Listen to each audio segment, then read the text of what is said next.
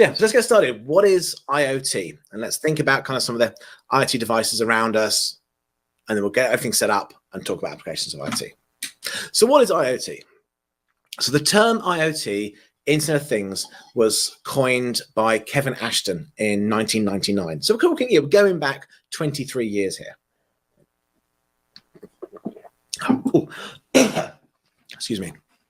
So Kevin Ashton used to work for IBM, focusing very heavily on how to kind of connect physical devices to the internet. So that was kind of his focus of his research, connecting physical devices to the internet, and then using these physical devices to gather data from sensors. And so kind of now we've got to the point where it's kind of expanded a bit. So the IoT is kind of any physical device that interacts with the world around it and then connects to the cloud. So the idea is a device can use a sensor to gather data and then use what's called an actuator to interact back with the world. And then it kind of adds either connectivity to other devices or to the cloud. Originally, the idea was just based off sensors. Yeah, you just put sensors around a factory, gather data. But now we think in terms of sensors that gather data from the world and actuators that interact back with the world. And so the idea of the Internet of Things is you can think of it as a large ecosystem of devices. So they gather data using sensors, and sensors can be things like temperature sensors, moisture sensors, pressure sensors, light sensors, vibration sensors, cameras, kind of anything that can gather data. Now, sensors, if you think about the name sensors, it's based off senses. You know, we have senses. We have our sense of touch, smell, taste, balance, that weird feeling when you know when there's somebody in your house or not. We have all these different senses that allow us to detect the physical world around us. And IoT is all about devices that can have those sensors to detect the physical world. So cameras that work the same as our eyes, vibration sensors, motion sensors, there's so many different types of sensors that gather data. And then usually what would happen is the data from the sensors would go to some other system, maybe over the cloud, maybe over short hop networks to kind of edge devices, but it will go somewhere else. And then something will be done with that data. A kind of decision will be made, and then the device would interact back with the physical world with an actuator. So an actuator is something that does stuff.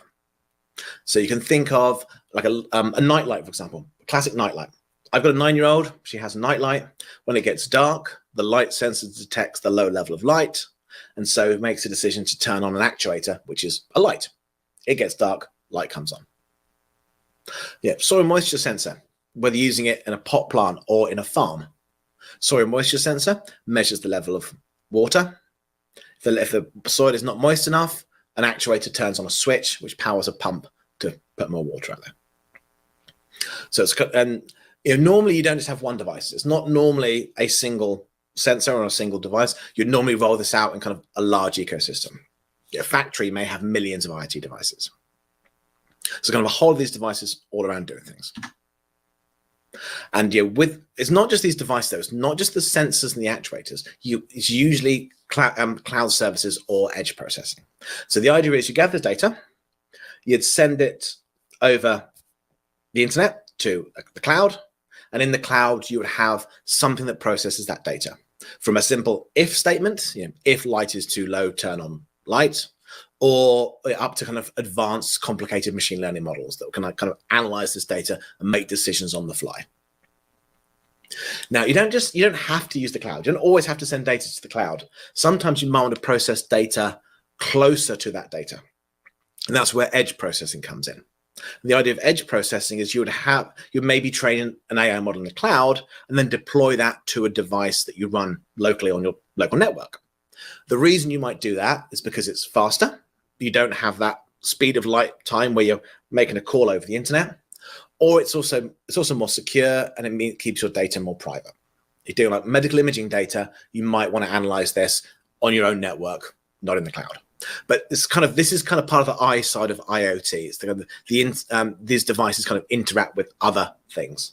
So Kamal says smart devices equals connected devices equals IoT devices. Essentially, yes. Yes, usually a smart device is smart because it has some form of cloud processing that makes it smart, that helps it make those decisions. And to do cloud processing, you have to be connected. And so you can think a smart device like, I mean, I've got a smart plug, for example. I've got lights behind me. I can turn these on and off with a switch. You know, press a button under my desk, and in a second, the lights go off. That is a smart plug.